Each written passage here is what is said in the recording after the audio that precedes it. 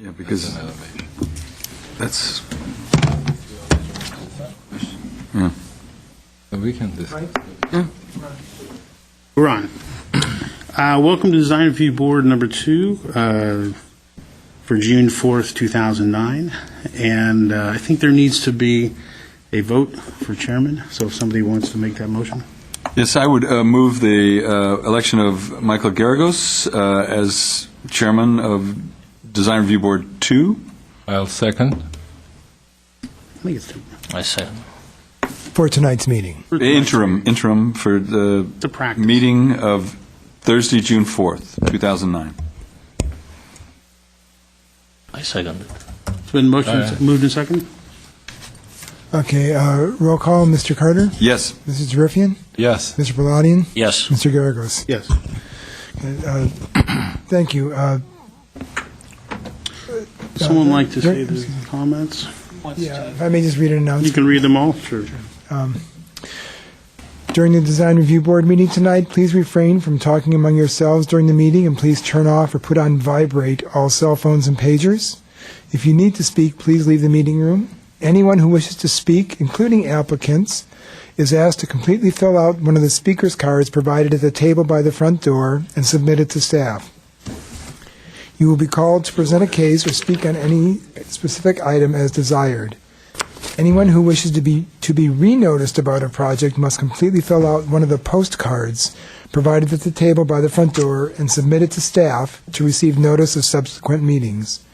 Current Design Review Board agendas are available by calling our DRB hotline at 818-548-3171 or by visiting our website at www.ci.glendale.ca.us.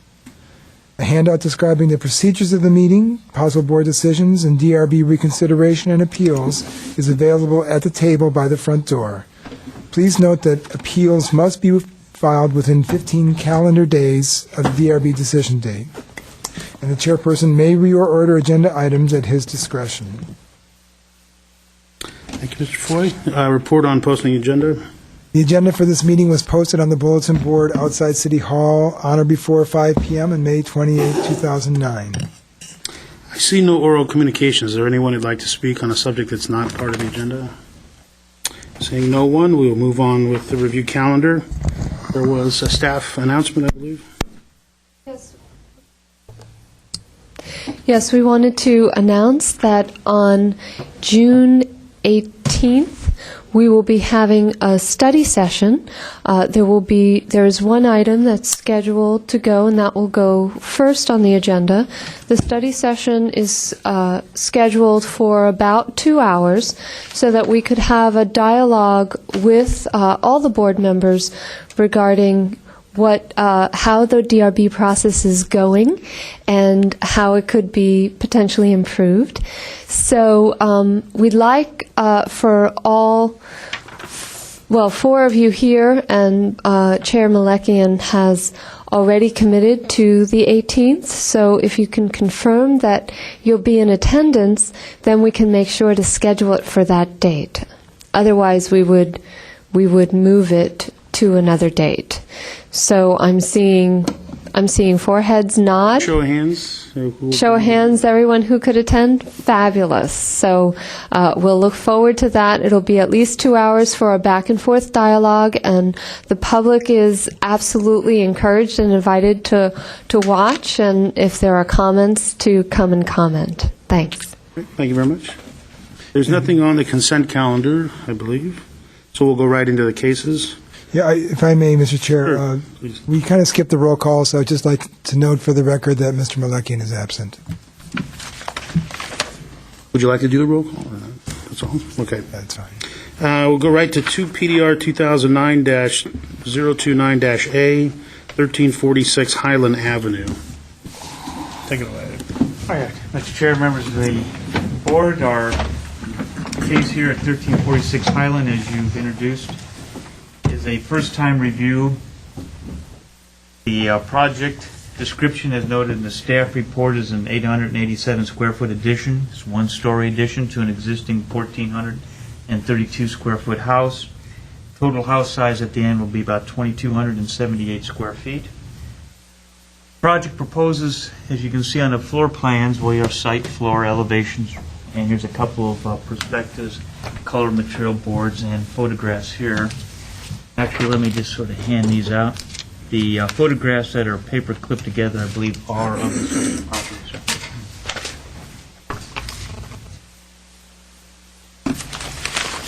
The applicant to increase his driveway width through here, there's a little pop-out currently that you might see in the photographs. So he's going to remove this so he'll be able to regain his property, his driveway width to access his garage at the rear of the property. And then he's going to add, as you can see here, some rooms toward the back of the house and some trellis elements. And that's where the 887 square feet come from. So it'll be a small removal of about 41 feet, and then the addition. Its area is located in actually the northwest area of Glendale. It's in an area called Glenwood District, which is a woodlands type district. And many of these homes, this area, were built back in the 20s and 30s. This area where this particular property is does reflect pretty much that type of character that is recognized in this district. When we look at the area that this home compares to, we have, of course, your averages. Lot sizes for the areas are 9,400 square feet versus the 9,500 for this one. Setbacks are about 37.5 compared to the 34.5 for this one. Average lot size is about house size is about 1,630. The new house here will be 2278, so there's a little bit of an increase there. However, the floor area ratios are going to be about 17% for the neighborhood average and 24% for this particular property. And this home, of course, is one story with the development at the rear of the property. When we look at the three categories of site planning, mass and scale, building design, I'll just go real quickly over these. We felt that as far as the site planning goes, that the applicant proposal did a good job of being consistent with the guidelines, maintaining their parking on the side, providing the parking at the rear, driveway along the side there, similar to other homes. The siding of the building at the back, keeping it low key, matching the basic form of the building. Same goes with the mass and scale. We felt the same thing, that it was very compatible with the existing design. We felt it was very good. We did make a consideration to maybe provide some articulation. So it's just a consideration, it's not a condition, but possible some articulation at this gable and maybe somewhere back through here. Then as far as the building design and detailing, again, we felt that the overall design, the character and details were internally consistent. And of course, the building itself being there for all this time is consistent with the neighborhood. We did have one condition that we were recommending, that the chimney brick that he's going to propose, and he's doing a little bit, if you look on your photographs, there isn't this element of the brick element in the front, so he wants to sort of add that. Have a little bit more of embellished planter area, but he's pretty much keeping his landscaping as is. And so we're just saying if you're going to use the brick, then the brick needs to match what the existing chimney stuff is out there. One thing, in case in the staff report I noted that the tree in the front is a sycamore tree, but it's not one that the city protects, interestingly enough. Now, there's no development in the front, really, other than putting the brick facade over here. And I did speak with the urban forester about it, and she says, yes, we went out and looked at it, but it's not a sycamore tree that is a protected tree by the city. So we did all our due diligence. Actually, the applicant did as well, because I brought it to his attention. He said, I've already been there, done that. So he did his due diligence, and that pretty much concludes my report here. If you have any questions, I'll be glad to go through it with you. Is there a landscape plan? No, because they're pretty much keeping what they have out there. They're not really changing much of anything. Certainly in the front, they're not. Back here, They are demolishing a couple of buildings. You can see over here, for instance, this is looking at it from the south going north. You can't really touch the screen or it changes on you, but there's our garage at the back, and these buildings here are, I think I did. Anyway, the building at the back, they're going to be removing that. And so it opens up some area here, and they're planning on just some garden, actually some vegetable gardens and stuff like that in the back, so it's opening up more landscape area.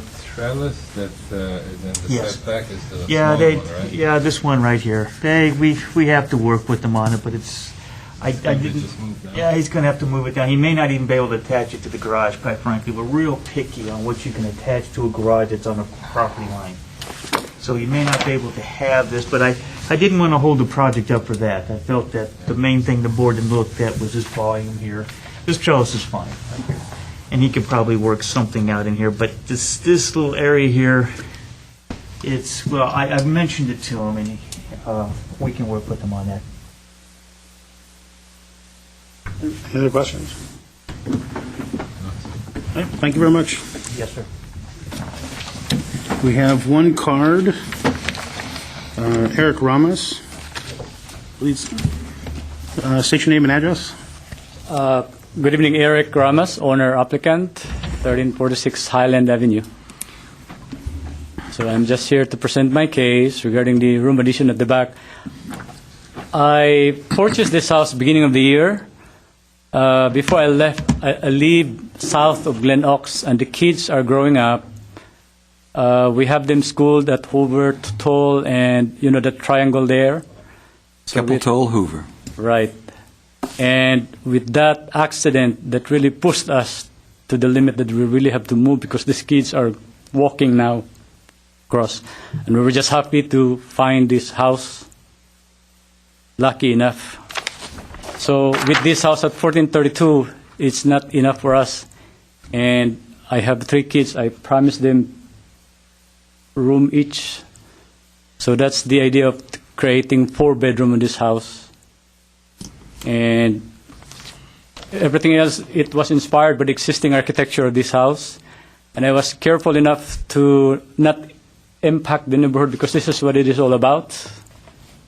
And I really hope I'm doing a great job with this project. Now, with regards to the articulation, I spoke with Mr. Baxter about it. And I spent a lot of time thinking about the design before I even presented it to the building department.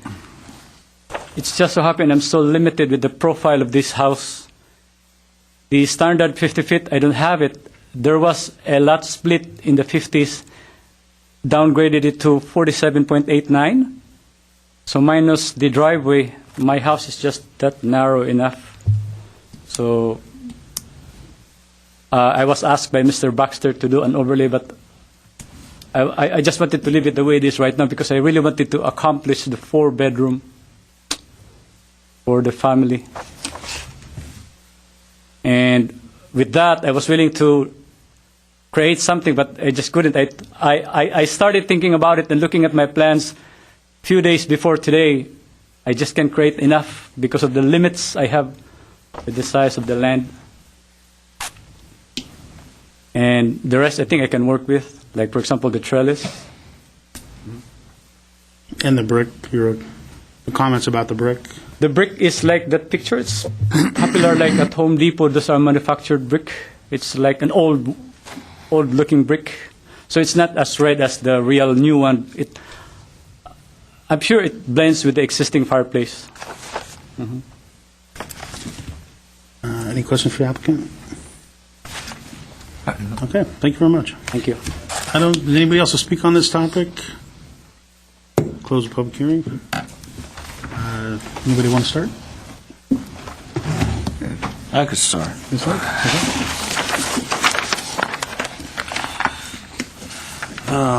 There's two things that's bothering. We need to look at the roof design and articulating that north elevation. I'm looking at the plan. I think there's room for articulation if you go on the plan. those bedroom number 2, number 3. I don't know if you could articulate, and that will allow you maybe to rework the roof design, and you could. One second. And on the south side, the same thing. I'm not thrilled about those 3 pictures going roofs, like 3, it looks like kind of like a factory going, old factory from the 50s. If you could, I think I would suggest that you revisit and try to articulate the floor plan, revisit the floor plan. There's room for articulation. You have pretty large, big spaces. The living room, the kitchen are pretty large rooms. So what I would recommend, let him go and restudy the floor plan, I think, to articulate. And with that, you could end up with the revised roof plan, much simpler and not repetitive. It will bring the whole design all together, instead of having hangars next to each other. I mean, it looks like a hangars to me on the south side. And my other point is the colors. Are you set on those colors, or are you going to match the existing? Okay. And maybe you should investigate to go into little darker shades of green, maybe little darker green. Check with your planner. I mean, look, if you could get a darker green, maybe it will look, in my opinion, much better. Also, how about the garage structure?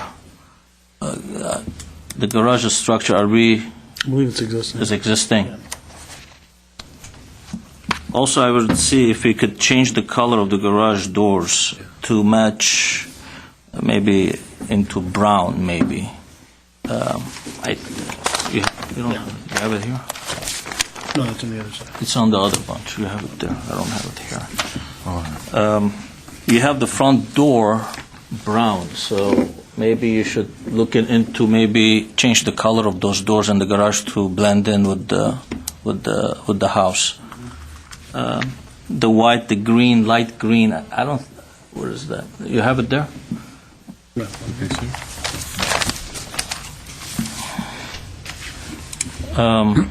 Look in that. But beside that, I don't have any other problem, but except for the roof and the articulation, basically, it's revisit the whole design.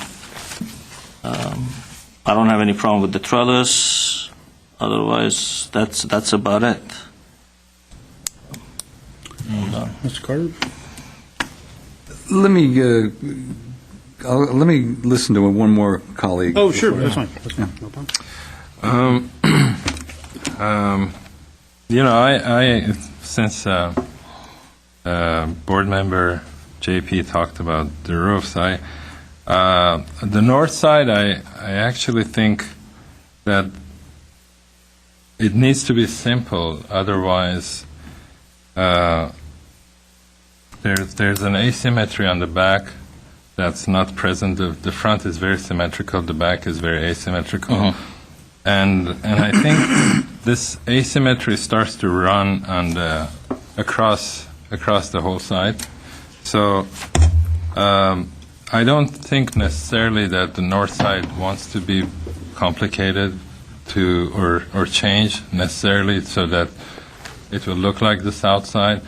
I think the south side to kind of maintain its broken character needs the north to be kind of simpler and straight.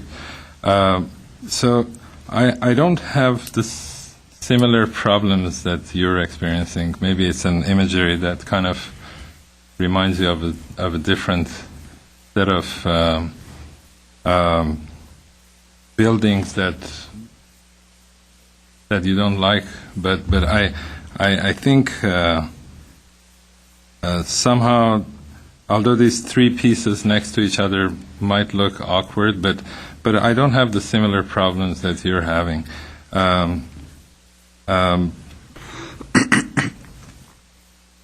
Mainly, I thought that the back elevations looked a little bit better than the front, although the front is the existing side. It's somehow it would have been nice to have the same asymmetry kind of find itself through and show itself up in the front of the building. I think it would have helped the front elevation, because the south looks richer because of it expresses the reality of the building, the asymmetry of the building, where the front remains the entry doesn't kind of come up to that level of strength as the back elevation. But I understand that's the front, I mean the existing part, so I wouldn't recommend necessarily changing it to that degree. But I don't have any terribly big problem with the roofs or the other parts of the building. I don't know if maybe you can. No, I'll make my comments if you're done. I think basically yes, I am. Well, I'm generally in support of this project. Roger characterized the neighborhood, the front setback's 37, this project's 34. It is, actually, I drive down this street to come here to this session, so I know it quite well. And the Highland Avenue, this is an area where projects like this, in a house like this, if you didn't conform, as you did, as this applicant did, to the existing sort of floor plan, adding on to it, it becomes very disruptive of the community. And I could almost say that if projects 10, 15 years ago had been similar to this one, and I will listen to some design elements here, which I in support of my colleagues, but if this had been the template, we probably wouldn't have a design review board here. The homes would have been sort of compatible. They're good and ill for that. So I compliment you on going with the flow of the neighborhood, because and it brings up the question of two-story houses, which we can't knee-jerk reject two-story houses in a one-story neighborhood. But if an applicant says, you know what, I can find that square footage in the back of the rear of the property, why not? It certainly decreases a lot of animus with the neighbors. So I applaud the applicant on that. I'm going to listen a little bit to, and the applicant would be well advised to take advantage of our board members' expertise in the design areas. But I also I want to make note, you have some wonderful raised beds in the back there. You'll have plenty of vegetables. I don't even have this many raised beds, and I produce a lot of tomatoes, cucumbers, and basil, so I'll be dropping by to see what you... Yes. So with that, I'm generally supportive, but I will listen to my colleagues if there are some design elements that they think can improve this project. Thank you. I also concur. I think it is nice when you can keep it a single story. I think two stories are nice. Enjoy them and design them. But I do think you put a little bit of pressure on yourself when you try to do a one-story. So I think whereas we probably would like more articulation on that side, I think somebody could see that you're going the extra mile by trying to keep it single-story, which is going to limit your options in terms of where you could add on. So, and plus it is the side that is the narrower side. It's not the side that you would see as much, which would be the driveway side. So again, I also don't really have a problem with that side elevation. In terms of the roofs, I would have just done a shed roof between the two dormers and not do the three. And I think if you did that, it would be that elevation, I think, would be very nice. It would start with a gable at the front, and then between it would just be a shed that you would take off the ridge, just down, so it would be a horizontal element. And then at the end of the house, you'd have another gable. So if I can't make motions, but if somebody would make that, I would enjoy that more than the three gables. Yes, sorry. So you're it would just be suggesting this is pitching down. Just pull the one gable out. Yeah. Just pull the one gable out. It will be a different pitch though, right? Slightly different pitch, but you wouldn't see it. It's behind the gable, and it's already a fairly steep pitch anyway. Or, Actually, it's the same pitch. It is the same pitch. It's the same pitch as But it's, the back. but- The back. this might be coming right there. Right. So it will come to a point, it'll be. Oh, no. It's asymmetrical. coming. These are coming to here. See, this Right one, to here. It's coming to the edge of the gable. This will all make sense later. You see what I'm saying? Right here. This pulls across. That's all. yeah, but that, in order for this to come to this point. I shouldn't do that this way. Yeah, you can probably show it. Yeah, the stick. Where's the stick? Certainly see if I can get you something to draw with here. Yeah, right here, Chris. Oh, here you go, sir. You have the stick? Is the stick on? The stick is Right here, right right there, there, right okay. there. Yeah, it's right there. All I was saying was that this element, and I don't think this needs to be here, and this roof here could just pitch down to this point. So at the beginning of the house, you'd have a gable, you'd pull down, and at the end of the house, you'd have that gable. Yeah, I think, what I'm saying is that Just if one this more is the pitch that comes down, It would be slightly this different. will stop here, so this will be a flat roof here. Well, no, it's just, you'd pull from here down to this So it will point. be a different pitch. It'll be a slightly different pitch. But what Right what there. will happen then, this, okay. But you'd still see this It'll be a coming bit- up to the ridge. You'd still see that as one Yeah. pitch. It would be that pitch, which is still considerable. Yeah, one problem, I might say, that these two coming down, this will be a place that water won't go anywhere. Yeah, this has to have a cricket on it anyway. Yeah. That has to have a cricket. So you might, Yeah. I would agree that one less pitch might help the roof. I sort of thought about that, but I couldn't come up with an answer, so I didn't recommend it. But I think one less would be a good thing. Other than that, I think Yeah. I'm in agreement with the issues on the brick. I think, I do think you can find manufactured brick, and in this economy, you can get it fairly inexpensively. So I would be leaning towards trying to get actual used brick, because you can get it for a similar price, so there's not a huge amount of it there, so. But again, I don't know how strongly everybody feels about it being actual used brick, so. And actually, we, Mike, are you looking for that roof change as a condition or a consideration? Condition? I would do it as a condition Just- okay. if somebody was to make the motion. Yeah, there's one little detail also, since we were talking. I just noticed this. Is there a reason that this valley is not coming to the very corner? It misses the corner, so part of the roof is. You see how this misses the corner? I just think I think it has a that. higher plate in the back, it looks like. Trellis. Is the rear extension a higher plate than the gable? Higher plate line? Yes, because of the trellis. You need to speak into the mic, sir. Sorry. Can I stand up here? Yes, please. Now, before we talk about the roof, we have 50% limit. The reason why I never touch anything on the roof, that's the building code. It's exterior wall and roof. Right. Now, if you do the roof, I'll be over 50%. That's what I think. Do we have a calculation? He Yeah, it's has right one there. on his plan, At 37. 37%. It's on his plan up there. So we have a little bit of play then, at 37? Is that right? Mr. Chair, may I ask him, isn't that the gable, though, that you're having to renovate by, because Because you're you're pushing it pushing back. the wall back anyway? Right. It's. I don't have any problem with the roof, and the two are existing anyway. I was just careful about the 50%.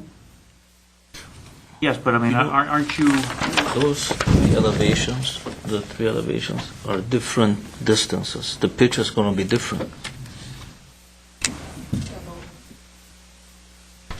Look at it. Well, it's not relating anything. He can make All the... three, there's no symmetry. All three is different distances. So those pictures, there's no way. I don't know. Yeah, but there's... I don't know it's a 412, whatever he's using. There's Yeah, but no this way. doesn't need to be, this could match. It's not. All three are different. No, I'm saying, this isn't relating to anything. So this pitch could match that pitch. I mean, there's nothing that's specifying there's no break in the wall. You see, all It could three be. are different. Right, but they could match. We could specify that this one matched, that this one matched that one. We could True. specify That will be nice. That will be symmetry. I mean, if you go like you were talking about, kind of, but you have all these architecturally need some kind of a symmetry. You have 4 types of different windows too. The language. Once you do that, once you omit that center one, then you could do something different with the windows too.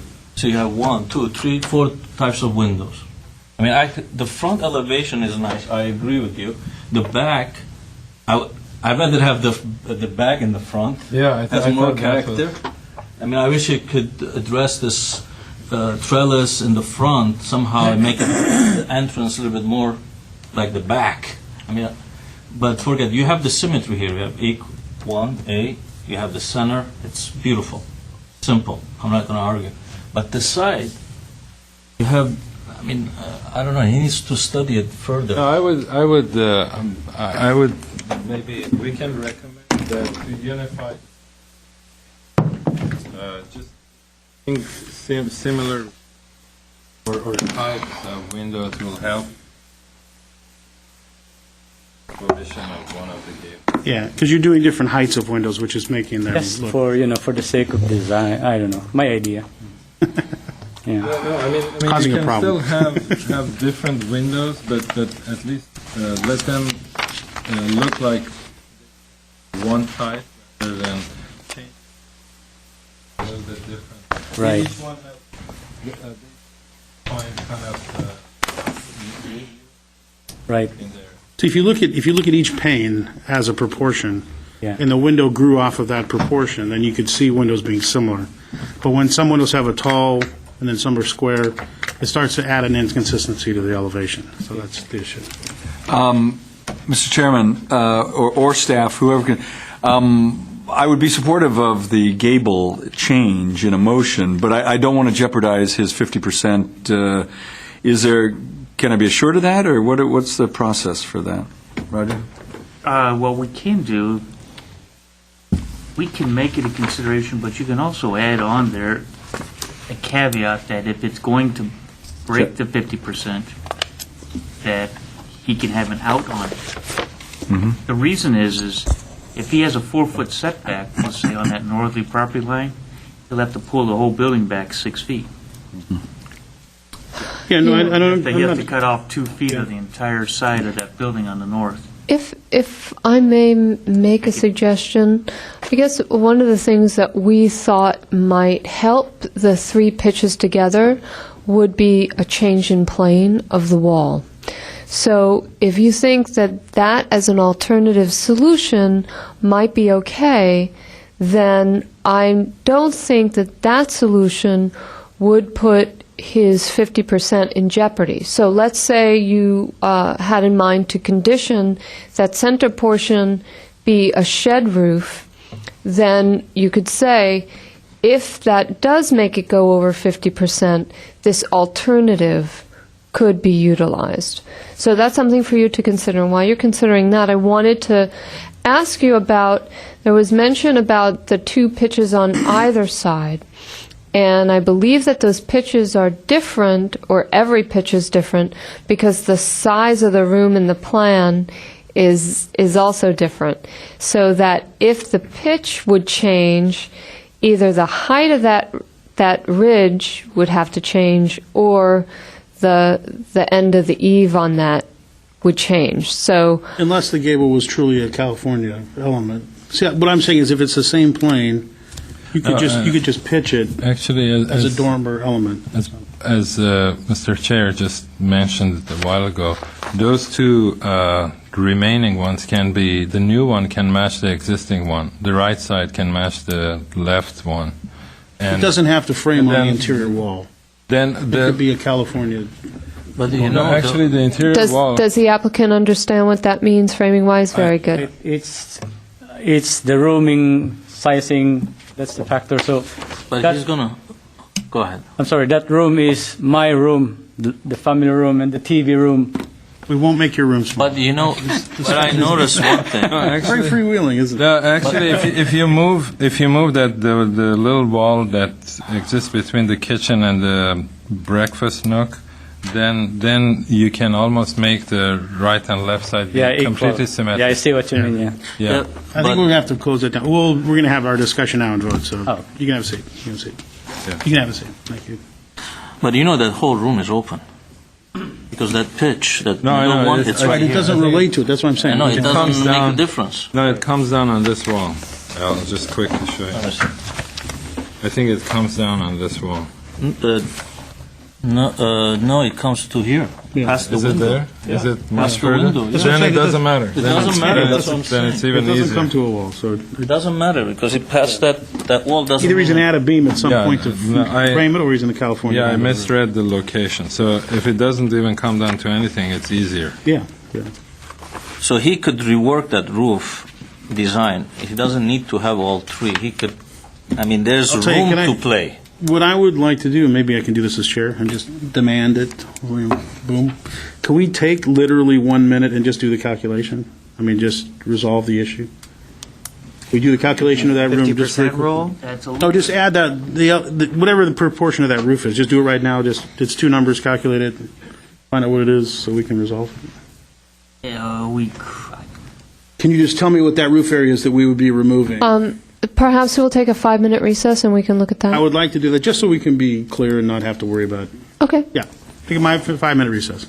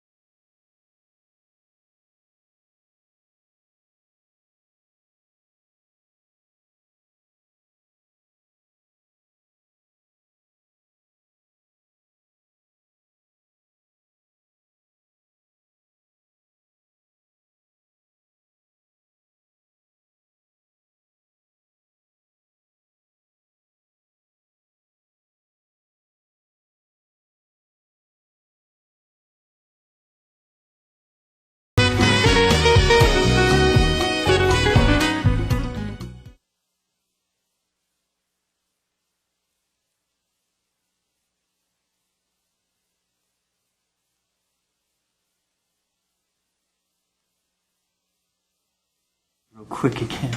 I just, Okay, I think we're back. We had a recess just to discuss whether we could stay under the 50% rule on this if we remove that gable.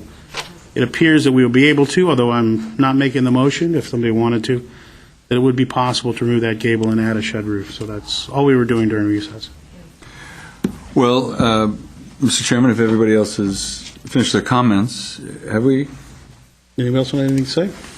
Then I would move approval of 2 PDR 2009-029 Apple with the condition regarding the roof and the, what was the other item? Do something else about the windows, too.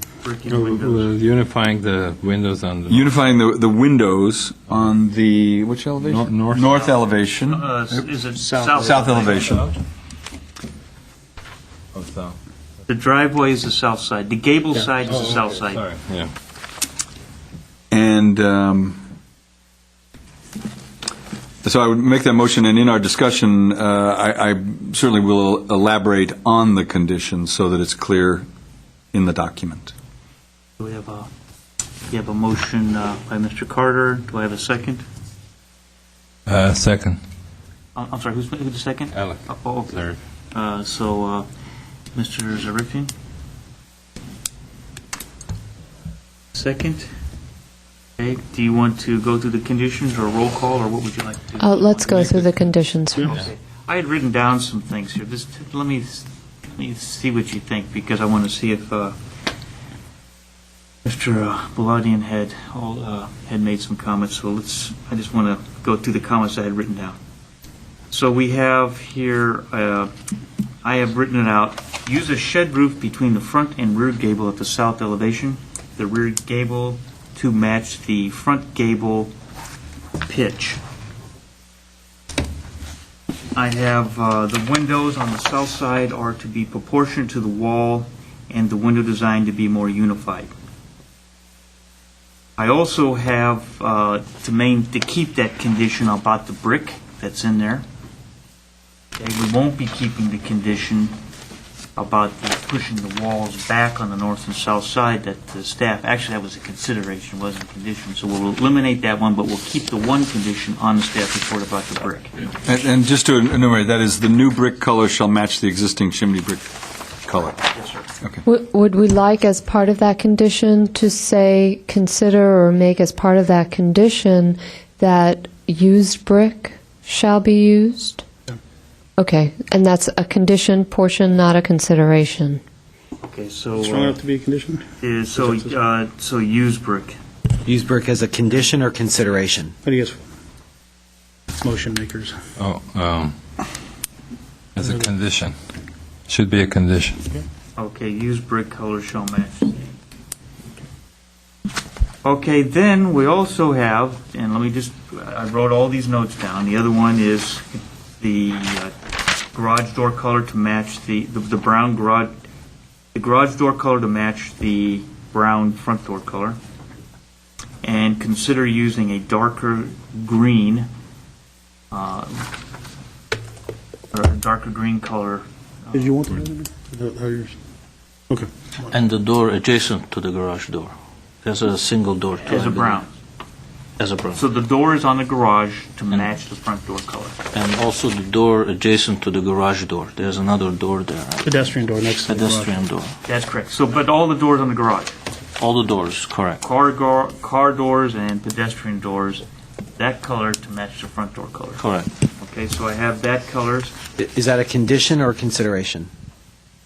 I don't know how my colleagues feel about it. Fine. Yeah, What do you guys think? it's a color issue. That's the darker green. Oh, first right now, sir, we're on the brown. If you'll notice the Brown door of on the the door. front, and then notice, for instance, you can see a portion of the pedestrian door, so what do you see?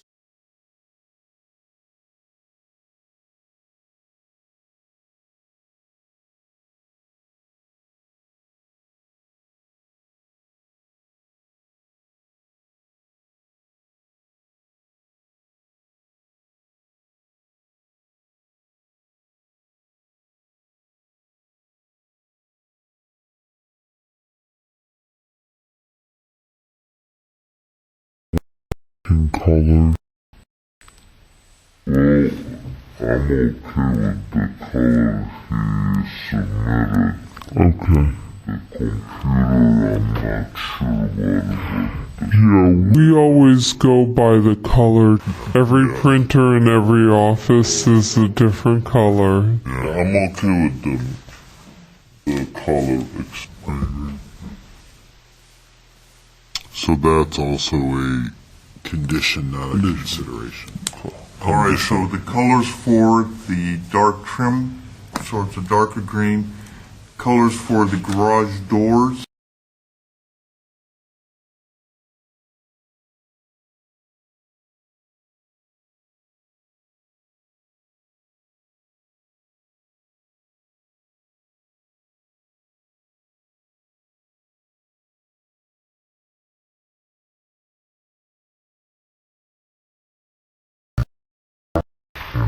At the south elevation, the wood gable pitch to match the front gable.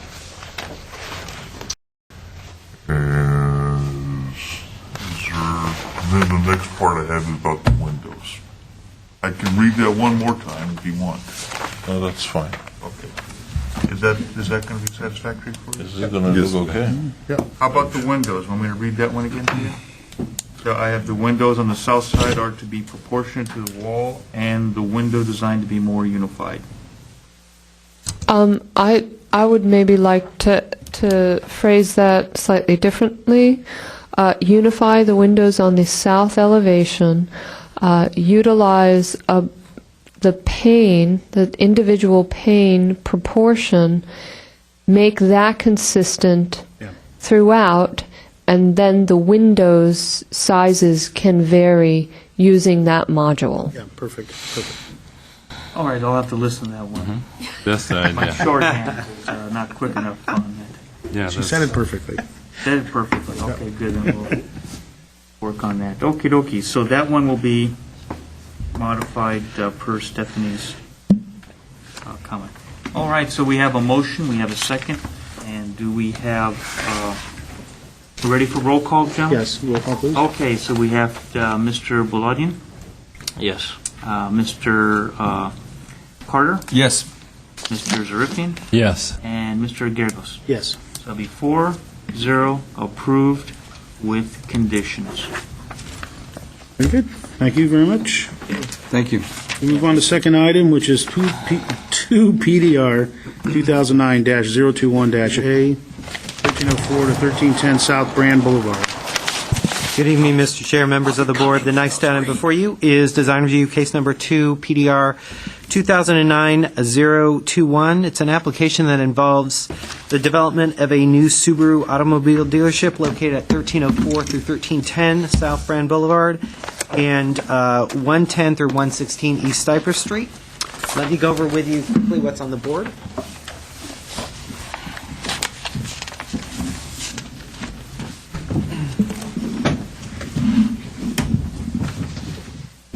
Material board, I'm passing out location map and some pictures. This is the site plan here. Brand Boulevard is here. Cypress is here. The existing two-story building is here. And the addition that is being proposed. Elevations of the building. This is the front elevation. The rear elevation is here, and the two sides, here and here. This is the new portion of the building. Thank you, Chris. Floor plans. The first floor here. This is the new addition. And second floor. And then just the roof plan.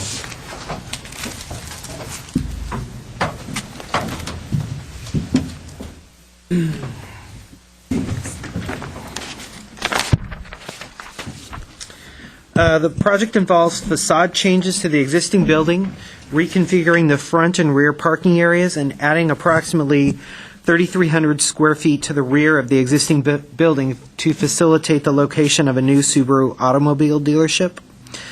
The proposed building addition will be one-story and contain 5 service bays, parts storage, restrooms, and several offices.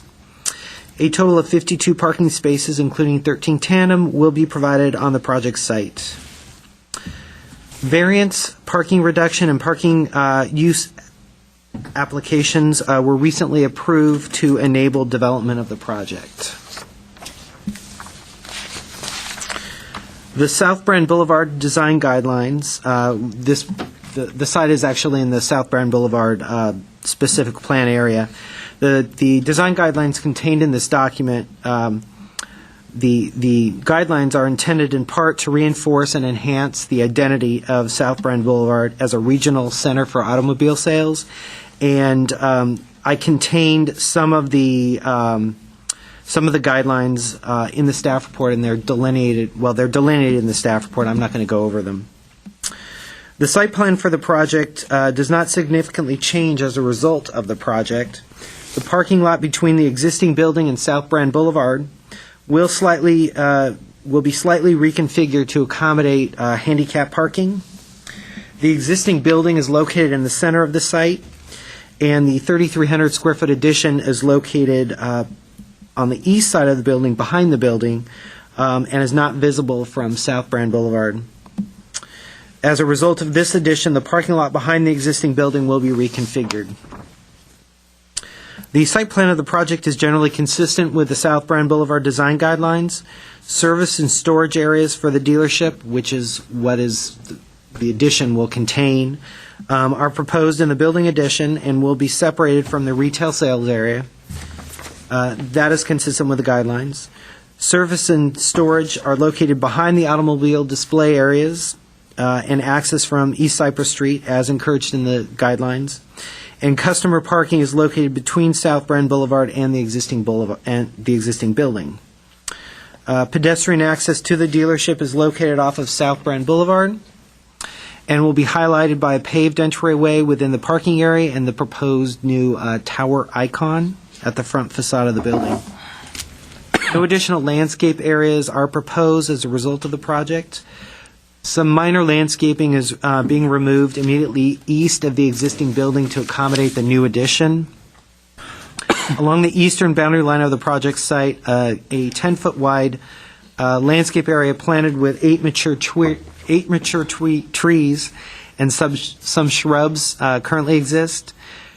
2 storage pods are located in this area and will be removed as a result of the project. The plans actually that you had in your packet show 2 storage pods. They've updated the site plan to not show them. The board should consider augmenting and upgrading the landscaping in this area, possibly by requiring ground cover and additional large shrubs to beautify the site and provide more screening.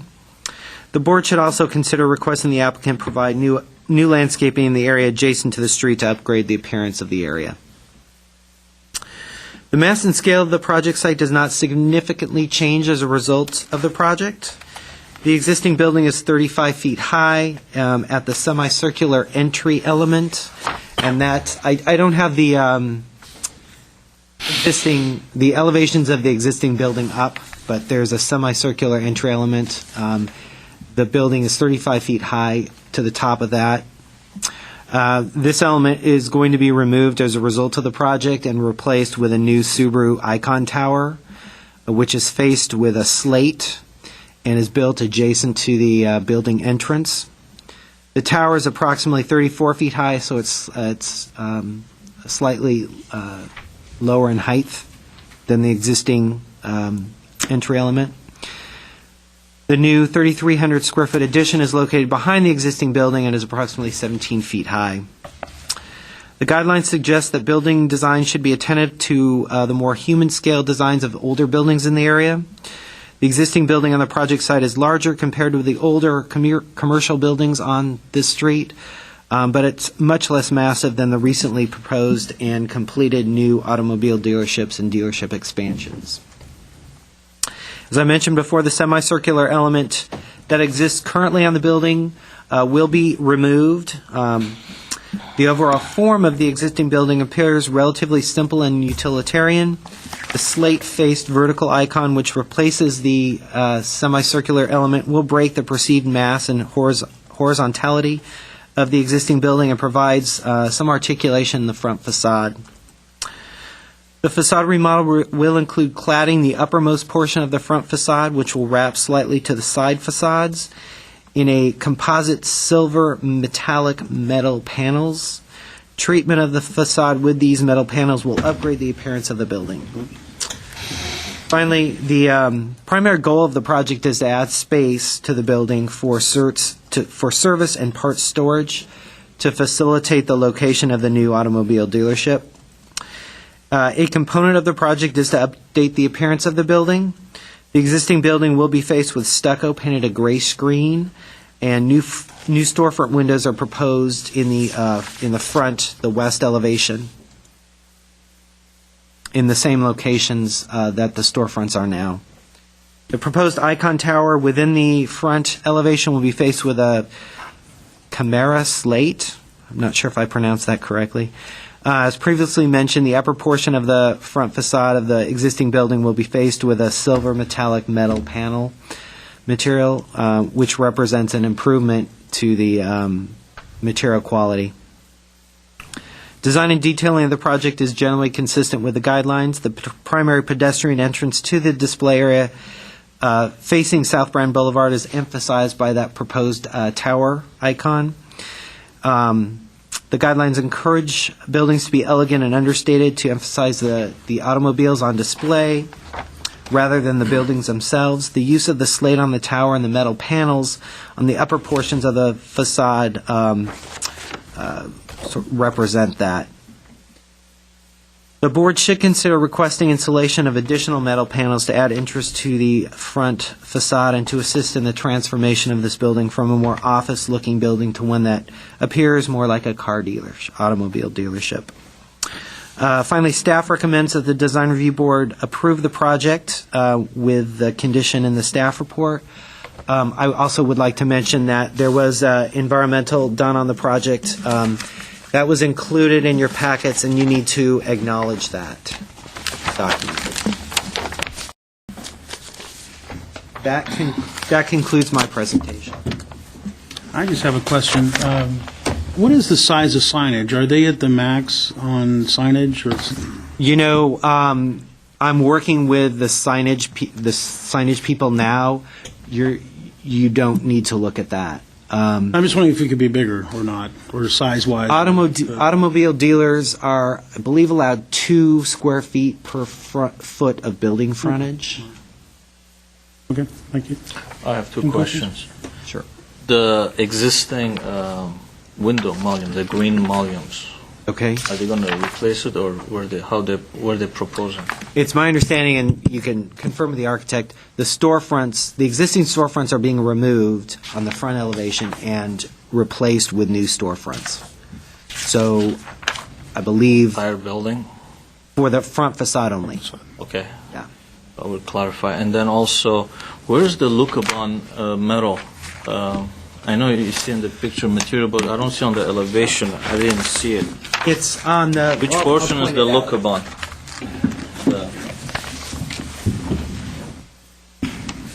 Here, this is the front facade. It's here on the upper portion, and then it wraps right here. So the upper, above the upper window, Above the upper windows. so he's going to wrap it up with Lucabon. Yeah, the metal panels. Metal, I know. And what color is it? Is it the brushed? I mean, that's Same as the stock. silver metallic. Okay. Okay. Any other questions, staff? I think on sheet, in our handout, it seems like the sheet A2.3 calls the proposed second floor existing second floor. Let me pull out the plans. It was A2. 2.3. There is an existing second floor on the building. Yeah, but it seems like there's also 2 existing in the package. There are 2 existing second floor plans. So the A2.0 says Oh. existing second floor plan. Mislabeled, maybe. So Well, it's just mislabeled, right? Page A2 shows the existing first floor, the existing second floor. Page A2.3 shows the proposed first floor plan and the existing second floor plan. They forgot to. So, and they look the same. So I'm not sure that they're modifying no the second change. floor plan. The perimeter shows the tower in the second one and doesn't show the tower. Oh, I'm sorry, you're correct, Yeah. yeah. So it's the proposed second floor plan. You're correct, It's yeah. just mislabeled. Right, That's all right. I'm saying. Can I ask staff, in regard to the variances that this project will need, I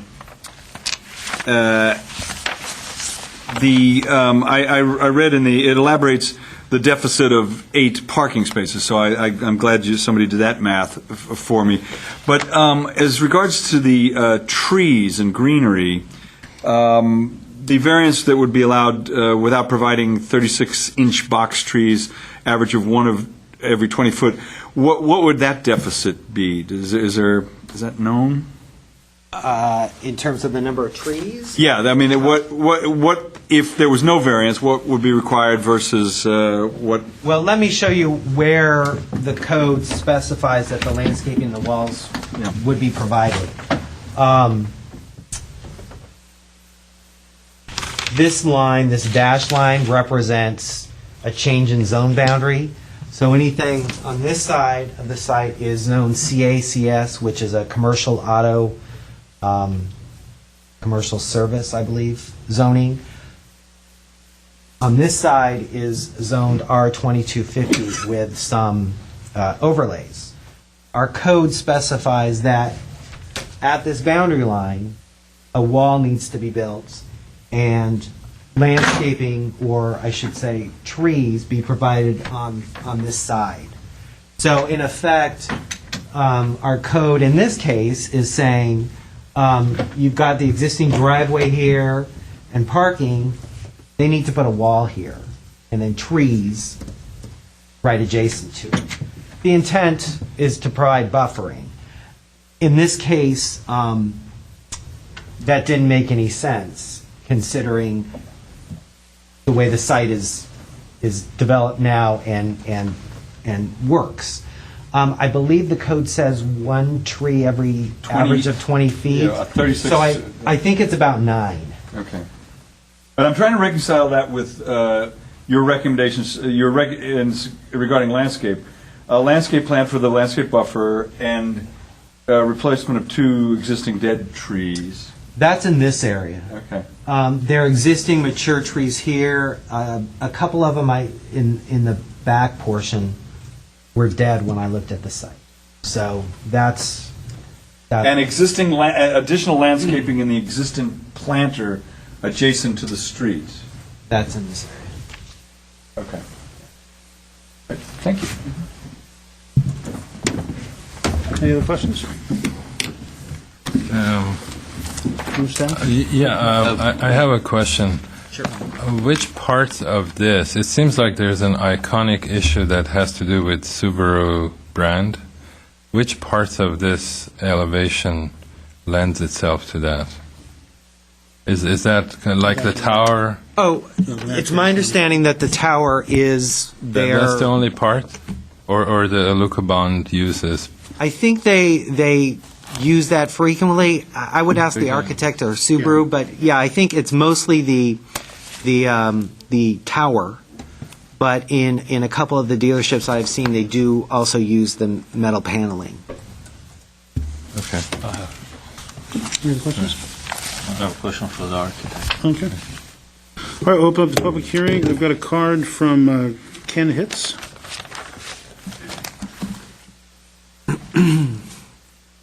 State your name and address, please. Hello, my name is Ken Hitz. I'm actually Economic Development Manager for the City of Glendale.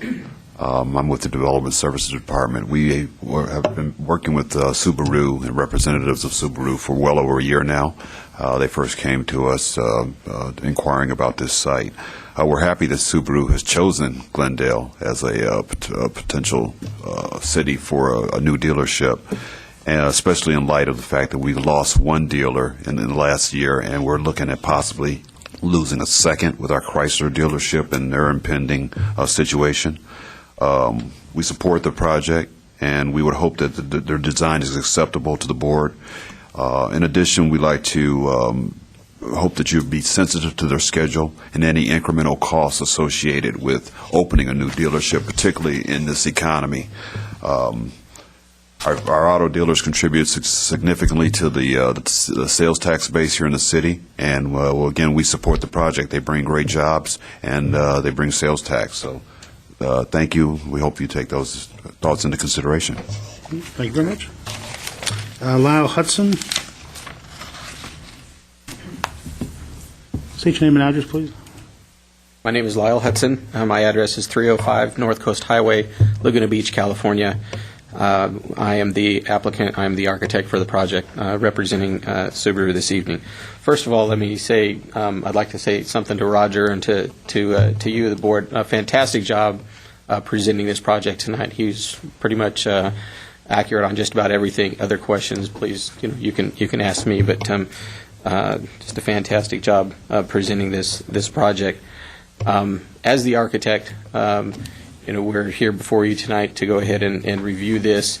As Mr. Hitz explained, we've been working with the city for almost a year, a little over a year now, on this particular site, and have made significant strides to meet our planning requirements and our zoning requirements in order to get it before you guys here this evening. The project itself is exactly the way Roger described it. It's a sales and service facility that doesn't have any service at this point in time. It was an existing automotive sales facility, leasing leasing facility before it was purchased by Subaru. It didn't have any service for the building, and in order to be deemed complete and capable as a point for Subaru, it had to have service attached to it. We looked at a number of different options. The most cost-effective and the most appropriate was to actually have service on site here for this facility. So that's what necessitated the 5 service stalls that you see on the back. We paid particular attention to add only the square footage needed and articulated that on the plan in order to not affect the cost of this project over and above what the dealer will have to support on a monthly basis. The front, the elevation is corporate brand ID for Subaru, which includes the Camaro Slate Tower, the Subaru letters, and Subaru insignia. That's a separate issue, I understand, is coming through that you'll see that as part of the sign package. In addition to that, the colors, the gray, the glass, and the mullions are all part of the corporate ID standards for Subaru. I'll speak to the question real quickly. We are replacing all the glass on the front lower level. It's now tinted glass, and it's got green, aqua mullions. Those will be removed and clear glass put in. We're keeping the glass on the second level. It's tinted. There's offices upstairs, but we'll be painting and making the all the mullions throughout all 3 sides of the building that have glass on them to match as best we can the front. We will not be replacing the mullions or the glazing in those locations, but they'll be painted out to match the silver to match the new storefront on the ground level, because we will be using that front lower level as display and showroom display to be seen from the street. So, and actually, again, done a great job presenting it. So I'm really here to answer questions as it relates to the project. Yeah, is the Alucobond part of the material palette that Subaru requires using? Alucobond, which is the trade name, but ACM or metal panels are a material that's accepted use by Subaru of America. There's been other materials used, whether it's plaster, concrete block, Trespa panels, which is another material similar to ACM panels, but not a metal panel. But it's preferred on the sign portion where they have the raised letters, that be the backdrop for the Subaru signage for the letters. I've got a question. What is the structure of the front face of the existing? Is it a steel frame or? No, it's a wood frame, Type 5 wood frame. Are those actually shear walls that are there? Small panels? It's infill. There's columns that span the front to back of the building. So it's a steel structure with a wood infill. Okay, so there's not any shear wall on the front then? No, not to my knowledge. There's glass all along the front, with the exception of the portion where the tower is now. And if you saw pictures, and I think we have pictures as a part of that, but there's an existing tower, somewhat element that has a radius top and a clock in it at this point in time that there are no windows in, and we're actually adding some glass to the second floor on. It seems like it would help to minimize the kind of office feel of it if you could take out, since you're redoing the storefront anyway, if you could take it back to the post and actually get your whole storefront area as a wall of glass rather than having the stucco panels in between. Well, the stucco panels, there is structure behind those. Those are the steel columns and the. Leave the steel column, but not have those. What are they? The tube or I-beams? They're tube columns, I believe. Tube columns. I believe square. so. It's designed like a What I'm saying is building, but it's not. Yeah, but there's nothing other than the steel post that's in the wall structurally. Not to my knowledge. Yeah. Okay. Because you could open that whole section up and get a much more open feel to that in that section. Mm-hmm. Okay, that's fine. Yeah, I have one more question. Sure. It seems like the Alucobond and the stucco are coplanar, right? they're at the same plane? No, the ACM panels are actually out in front of the stucco at that portion to facilitate the Because- backing and so. Yeah, there's no shadow line shown here, so it seems like almost... It's minimal to accommodate by the. how much is that? I believe the dimension is 1.5 to 3 inches. Okay, so this is more, because even in the side elevation, you don't read that kind of projecting. So the reading will be more like it's kind of a big, larger mass kind of. It will stick True. out just the dimension of the substructure of the ACM panel. Yeah, and I asked that question because I know that ACM panels and stucco have different kind of depths. This will be, yes. Okay. This is intended to go over the existing plaster finish that's there now. So, trying to minimize the water, the membrane and everything that's there existing now. The clear glazing, is it, I know you're replacing the solar, I think it's solar right now. You're replacing with a clear glazing. Are they with a tint? What kind of tint? Is it clear white or is it green tint or blue? I mean, On the glazing Clear that's glaze. going to be replaced, it's clear glazing. clear white, Clear glazing. no to- color in it. No. Clear glazing, obviously the intent there is it's an automobile showroom to be able to see the vehicles and Okay. see inside the showroom. But you are taking that sort of diamond element off the front Yes, column, we are. right? Peeling that back. It's a small portion, so they'll be shaving that part off and squaring it off. So there's still articulation in the front on the vertical portions that divide up between the window sets. And then additionally, maybe we didn't sort of describe that, but the glass now will be going down to the ground so that they'll be able to see in the locations where we're displaying vehicles. Full height glass. You developed an eyebrow on one side. There was never a discussion about putting it on the front, maybe adding more of a horizontal element to it on the front. The eyebrow on the side is for our service lane, our service drive to keep. We have kind of a minimum service drive there, and we want to be able to park cars on that side there and have them under some cover, under some shade on there. But the design guidelines are pretty clear for Subaru that they don't have other articulations in the front. In fact, it makes it difficult sometimes because you don't have shaded structures or shaded areas out in front. It's just not a part of their specific guideline, different than some of the manufacturers.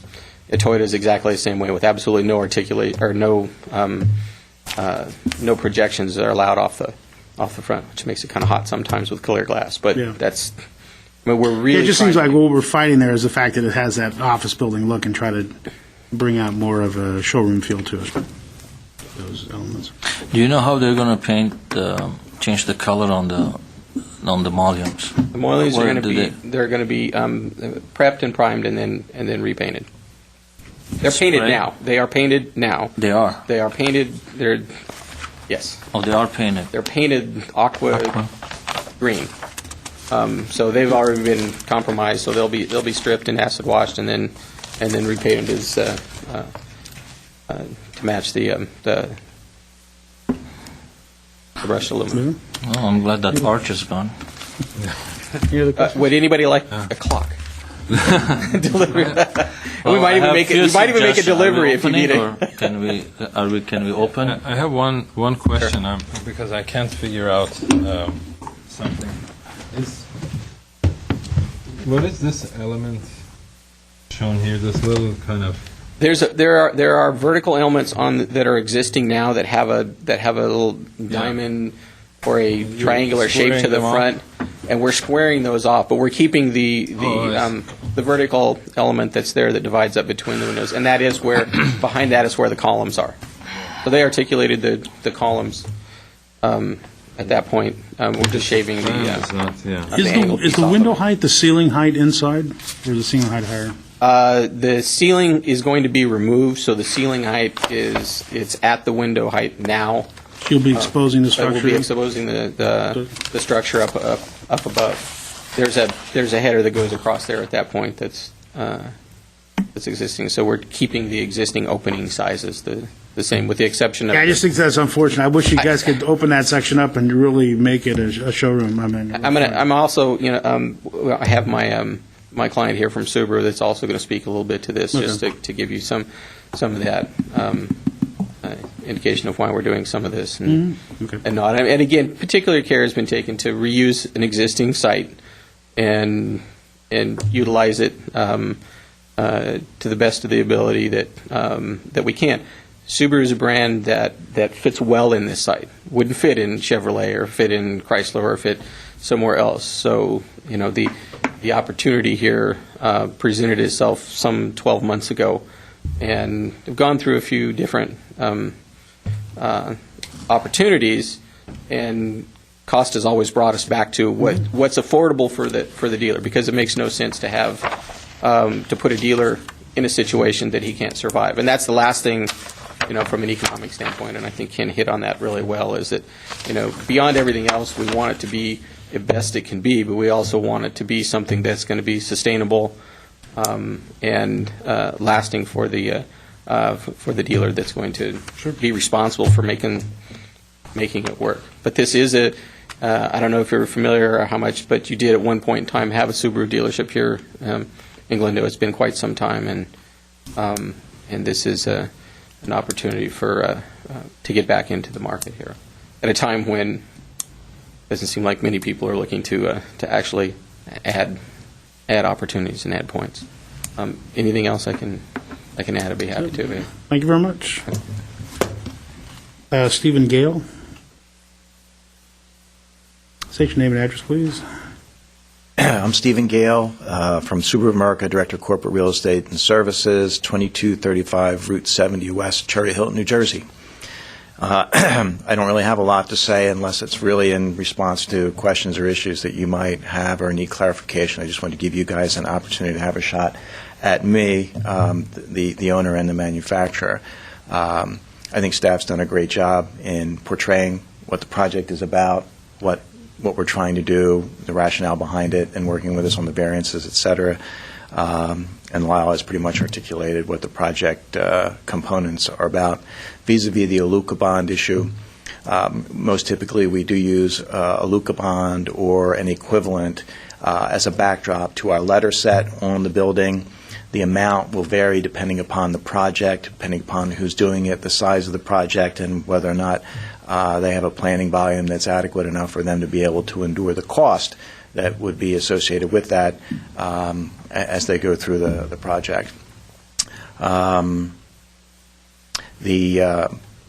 As I went up and down Brand Boulevard today, again, just in preparation for the meeting, I looked at the other automotive dealerships, and I believe that there's only two on Brand that have any Aluka bond on them. One almost entirely in Aluka bond, and another one just as an accent feature at some entry points. But otherwise, it's pretty much not existent up and down Brand. The balance of the treatment for the front of the structure is pretty much compatible with the other automotive uses on the block, and I think will be a good neighbor for you to have. With that, I'm open to any questions you might have.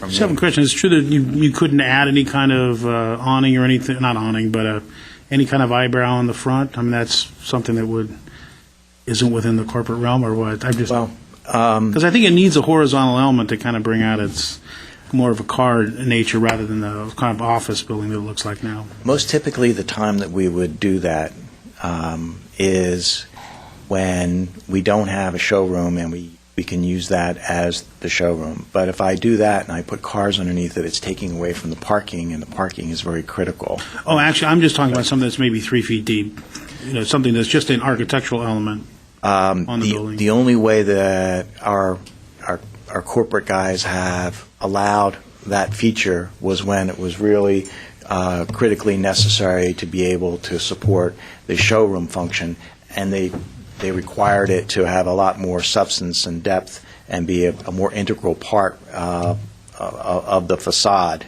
And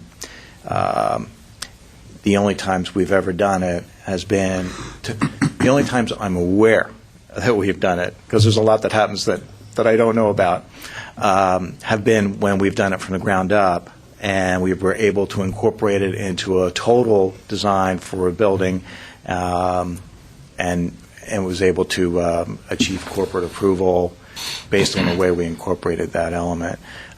There's aesthetics and there's also cost, and my architect looks like he wants to say something more than I should. So. State your name again. Well, go ahead if you have a question for him. I think what all of us are saying on this, we're beating each other. I think I'm glad you guys are coming to Glendale. Welcome to Glendale, and I'm glad you removed that arch. I have no problem with the Lucobon and all that, but I think you should consider, as the applicant and the architect, I think that front entrance, this building was designed like a tilt-up type 3, but it's not. So you have all those columns, the tube columns. The reason I was asking about those columns was I think it will be, in my opinion, I think it will be more inviting. I think you want to sell cars, and you want to invite people from outside to see, like the Porsche dealer, you have all that butt joint glass from one point, from this point, like from here. You have a column there, you have a column there, you have a column there. Expose those columns, remove the stucco, the framing, and have a frameless glass here with a door. And then I would cut this. I think this is blocking. I think this whole area, it should be open, no frame. That is so far against our corporate identity element that we would pull the plug on the project. I can understand the tower issue, but I think in terms of the glazing, though, we're probably talking about a few extra feet of glazing in the glazing you would be doing. I understand the tower element. I wouldn't ask you to change the tower element. Anyway, we'll discuss that afterwards. Thank you very much. Can you say your name again? Lyle Hudson again. I wanted to speak just to the awning aspect or eyebrow aspect as it relates to a horizontal element. Understand that the entire focus of that front elevation is really to, and as an architect, it's kind of hard to say this, but we're supposed to support the vehicles and not the building. And those, and you'll look at, if you look at other manufacturers, and including Subaru, of what they're done in the past, and it spoke to not having overhangs unless they're extremely deep and extremely deep enough that you can have 20 or 30 feet or so, or enough to get an entire car underneath. It puts part of that portion in shadow, so that now that it I'm makes not it talking different. about overhang. I'm not talking about Well, overhang. I was just speaking to the articulation, the 3-foot section that they were talking about. It's okay. The request was a 3-foot, or we discussed, or comment was a 3-foot overhang, and that presents an issue with shading and with lighting and everything else when you're trying to do vehicles. But I wanted to just let you know that that's from a vehicle display standpoint.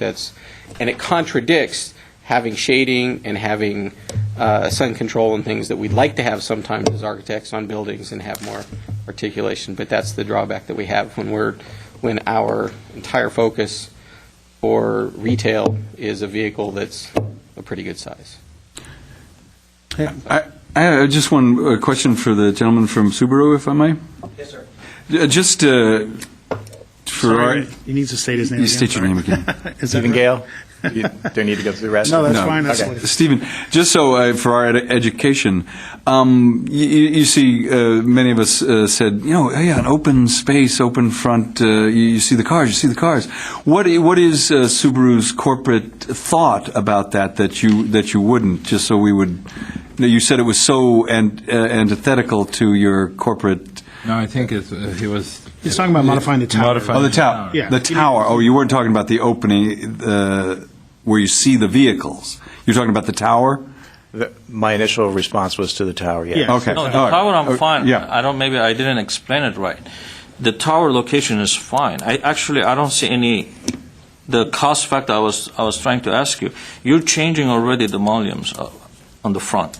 We're replacing it. Okay, Just you're getting brand new ones. all the So already you're buying new ones. So those, the meat you have where the columns are, these two on each side, demoing it, it's not going to cost you much. And you're already replacing from this point to that point the mullions. what we're suggesting, I'm asking you to consider. I think it will look much better product for Subaru. The tower, leave it there. Just cut it short. Don't bring it down to the ground. No, he's saying you need to bring it to the didn't park. bring it to That's the the part down. you're not That's getting the part. at. Is Yeah. the tower. Yeah, no, that's, I can understand. I think that's the. I can show you Yeah. 500 pictures Wow. of Subaru dealerships, and they're going to have the tower in its entirety. That's fine. That's that fine. is Yeah, part of That's it. fine. The bigger question is getting more glazing downstairs, and I think you could probably do that by just a little bit more linear foot of storefront, a very small additional amount of storefront. Well, again, there is no question that if we could do this all but glazed on the front, it I don't think it needs to be all but. It doesn't need all but glazed. I just think you need to take the wall section. I'm sorry. I Yeah. heard butt glazed all along the front, and believe me, if that were a possibility in the budget, I would do that. That's fine. As far as removing that portion of the structure and what's there behind it, and then reframing, well, I mean, again, there's a significant amount of rework that would have to happen at each one of those columns locations. It's not impossible, and it's certainly something that we could do. But I sort of alluded to it ahead of time. But there is a budget involved with this, and it means trade-offs. So at some place, that would have to come from somewhere, because this is a project that is funded and then gets transferred over as a rent factor to a dealer who's in the city of Glendale, and there's a specific volume that he could support potentially if everything went well. This isn't a different municipality, different demographics, provides different opportunity for different costs. This is what this project supports, and there's a significant amount of work that has to be done, changing the mullions, adding the service bays. If we could find a facility that we didn't have to do the service Yeah, that's bays in the fine. back, then we'd have an opportunity to do that. So Okay, we'll wrap this up. Did you have one other thing you wanted to say, or do you have another question?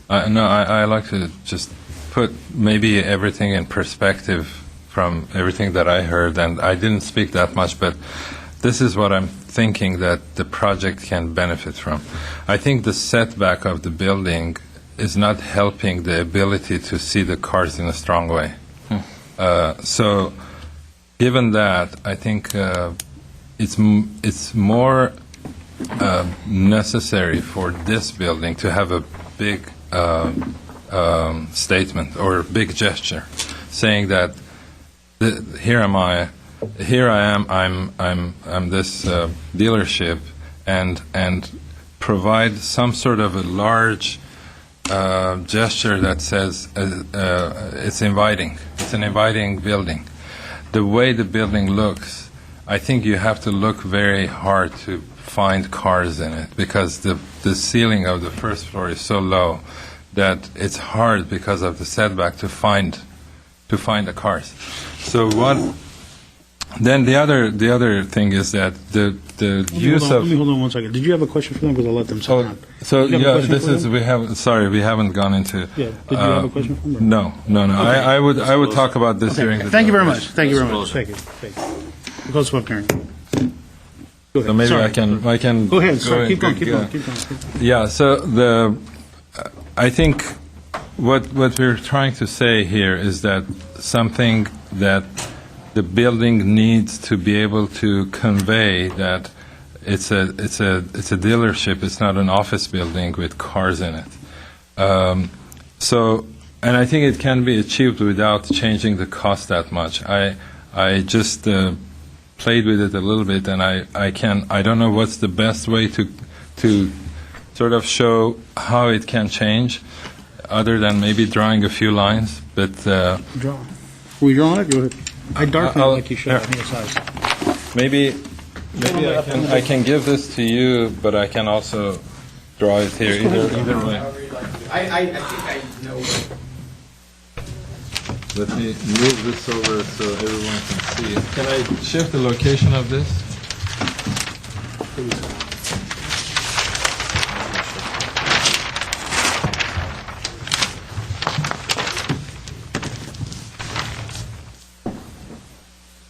I think one of the issues here, mainly this elevation. I think everything else seems pretty much fine.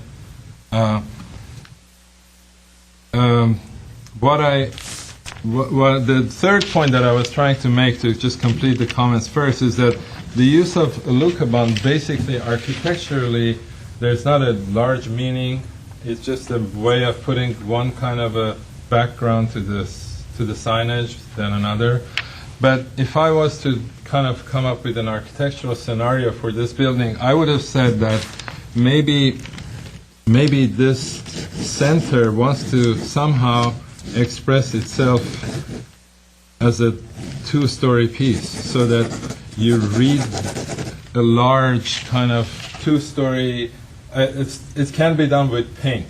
It's not. Exactly. We're not trying to make a two-story space, but I think we're all trying to find a big statement that can be seen from Brand Boulevard, as many feet away as it is. I think it's about over 60 feet back from Brand Boulevard. So it makes it even harder to see something that can be noticed.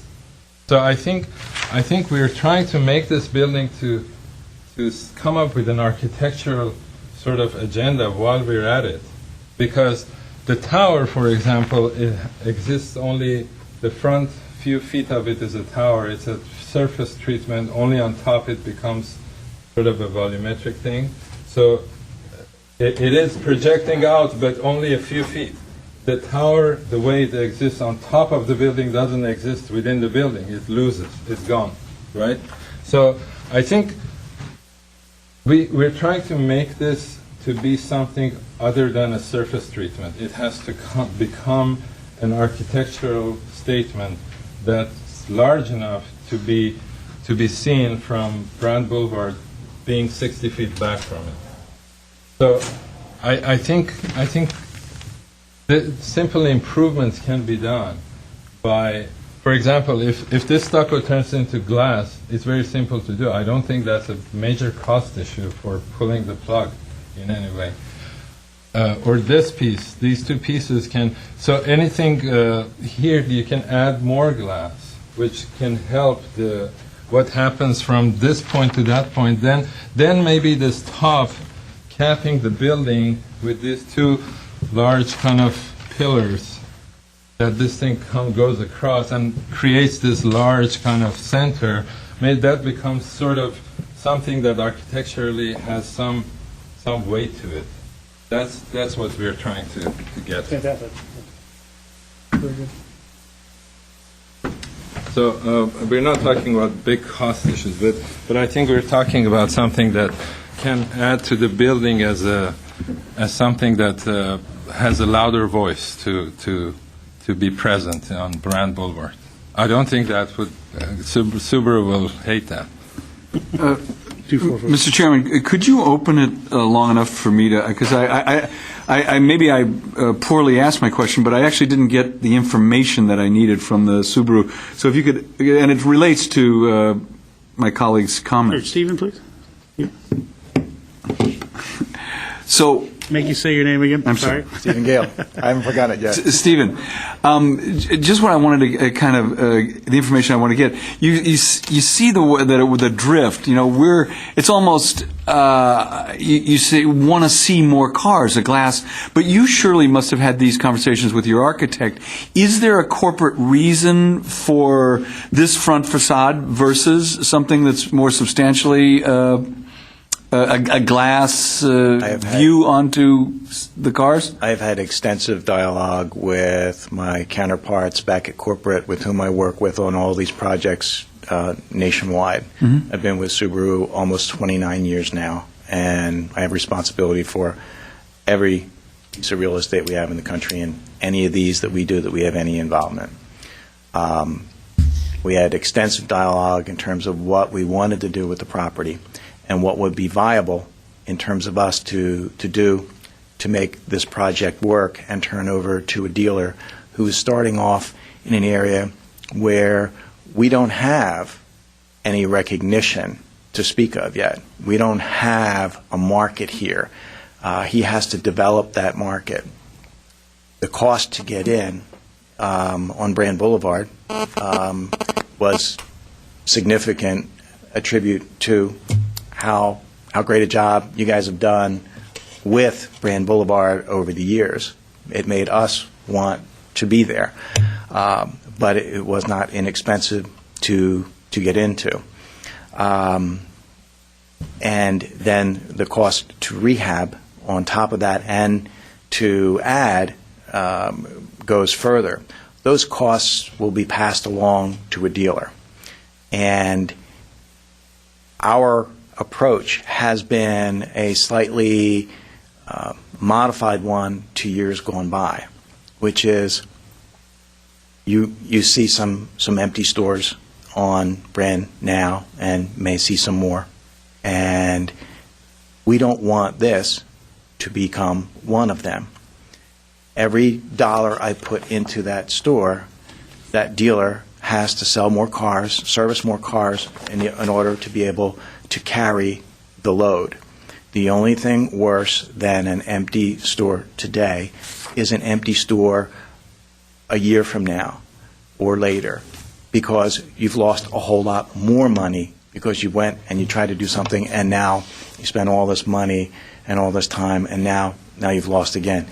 And we lose because our identity is hurt if any time that there's a churn in a dealership. And we're trying to develop the market in the Glendale area, but not at any and all cost. And we want to see our dealer succeed. When we looked at this building, we looked at the challenges of dealing with a very small site by our standards, but recognizing that in order to get into your market, that might be one of the things that was intelligent to do. Plus, in this market, maybe smaller would be a little bit better in terms of the cost factor in order to be able to stay in the market. Wrap it up. I'm sorry. It comes down to a cost factor in terms of how much renovation we're capable and willing to make and burden the dealer with. And I'm comfortable with that reply. Thank you. Okay, thank you very Sorry much. for being long-winded. That's right. Ask my wife, it happens all the time. Okay, with that, a little round robin. Okay. What's the start? I think it was an excellent point you made. Really excellent. Well, I guess the answer that I got, that it was a cost factor, which is very legitimate, certainly, in this economic climate. I think all of us said, hey, wall of glass, or not a wall of glass, but certainly an expanse. I take note of the fact that it is 60 feet from the street. It's quite, and so that's kind of what we're looking for. I guess, I've always made the speech to the television public and to, that we are a design board, and I've told homeowners that want the largest possible house. They want to build to the property line and put a geranium in a Dixie cup, and that's because they want to maximize their investment. So I've always told them that we really economic considerations, whether you can make the most money on your house, that's not our purview. And yet in this project, it certainly is a factor. It seems like it wants to be a factor. So I'm a little conflicted, wanting to see a little different facade and being sympathetic to a plea for financial consideration. So I don't think I solved anything, but I'll pass the buck to you guys. I don't think so. There's a big financial hardship on it. I mean, Okay. Alex is a little bit more on what we're all struggling in the same location. I mean, what we're talking about, it's minuscule, and I don't know why Subaru or the architect, they give a chance to discuss this thing. I mean, it's not a big deal. It's right here. Expose that existing column, and then instead of putting with framed mullion, put an old glass and the door, and then leave that one as is. Not even changing the mullion system. No. You don't need to make it butt glazed to make it work. It could it's work. Opened up. Yeah, but we can add maybe a few locations of more glass so that this whole facade kind of pulls itself together as a big center and maybe a taller kind of center, and that can be done by even using the right paint. I mean, I would like. I'm making it very simple, but it could be done if you just take the right steps to make a larger kind of a difference in this building that turns it into a dealership, not kind of closer to the existing building. That's what we think that the project will benefit from it Tremendously. You've already taken all the right steps of taking the arch out, and all those are good steps. All we're saying is that maybe it could take another larger step in creating this larger effect that can make this a different building, because that front elevation is the face of the building, and if you get it right, it will make a big difference. Okay. Did you have any other comments? No. Yes. Go ahead. If I may, I guess just to address the kind of difficulty, the issue that you're wrestling with here, I guess I would remind you that you do have the options of including things as considerations instead of conditions. And I would note that this case is a little bit unusual in the universe of cases that come before you, in that you're often usually dealing with someone who is the property owner or directly represents property owner in a very close relationship. Obviously, this is the people here tonight have a much more complicated task before them of getting approval for changes, and that's perhaps why they seem to be, not grasping onto your suggestions. I would probably note that, again, compared to many other cases that you have, the design goals that you have are probably very similar to design goals that they would love to have in an ideal world. I mean, many times you're dealing with, architecture designers who don't have the skills that, a company like Subaru will hire in their architects, and you kind of have to force people to do things. You might consider that as time goes on and the economics of the area and the nation and this particular dealership become more sure, that they would naturally go in the same directions that you're pushing them. So you might want to consider that as well. Thank you very much. Stephanie, do you have anything? Okay. Now, my fellow board members, one of the, we actually spent a lot of time on the front facade. The one consideration that actually the staff had is landscaping. Do we need to talk a little bit about the landscaping, or is that? I think what they had was sufficient. Okay. My 2 cents. I think the comments Mr. Zerfing had were dead on. The issue is it's an office building now. You need to do something to bring it up to what it is supposed to be within constraints. I really think it's hard priced to use the financial push when you're talking about another 4 to 10 feet of linear feet of storefront, when you're adding 3,500 in back and doing a facade change. That doesn't have as much weight with me, because I think what we're asking for are very small, very minor additions to what you're already planning on doing. So I really don't think there's anything onerous to the things we're really asking for, and it's a very minimal thing. I think normally we would ask for either awnings or something on the front, or eyebrows or something to delineate more of a horizontal element. None of which we're sort of ceding that to you because of your presentation. But I think what we're asking for with those, if that is what the board decides to do, I think that additional storefront is a very small item in the scope of your work. So I don't see that the financial hardship as big a point in this case. I wouldn't stack on a lot of, if I was recommending somebody who's making a motion, I wouldn't stack a lot of conditions on, because they're not going to do them, which is within their right. I doubt they would. So all I would say was, if you were to make a motion, I would want to make sure that I would want you to make sure that they were conditions and that they were focused and that we delineated them well. So, you have a question? The board may wish to consider perhaps suggesting a trade-off, that if more glazing is important to the board, then perhaps the Aluka bond would not be used on the elevation. That may be something that the applicant is open to, so that if there's additional glazing with the cost that would incur, because if you notice on the plan, the columns are not free from the wall. They're very close to or attached, as it were, to the front wall, which makes the glazing, whether or not it's storefront or all glass glazing, makes it a little bit more challenging than if the columns were back from the front window wall, as far as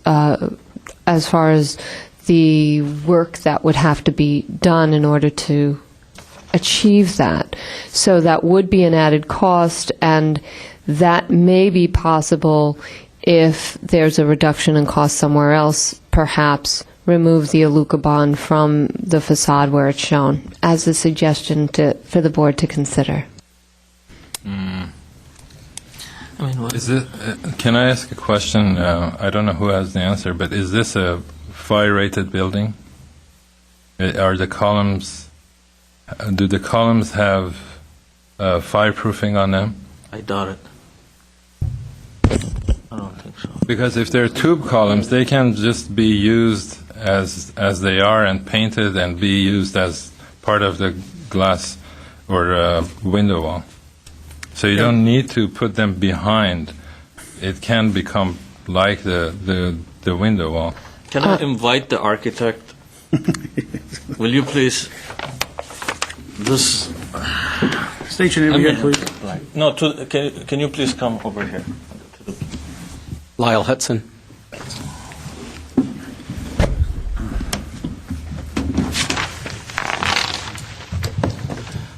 This building probably, this is the grid, so we probably have a column here, right? Well, I can tell you what it is if you want. Do you want to know what the structure is that way? Sure. Okay. So it is. There are columns here. I am not.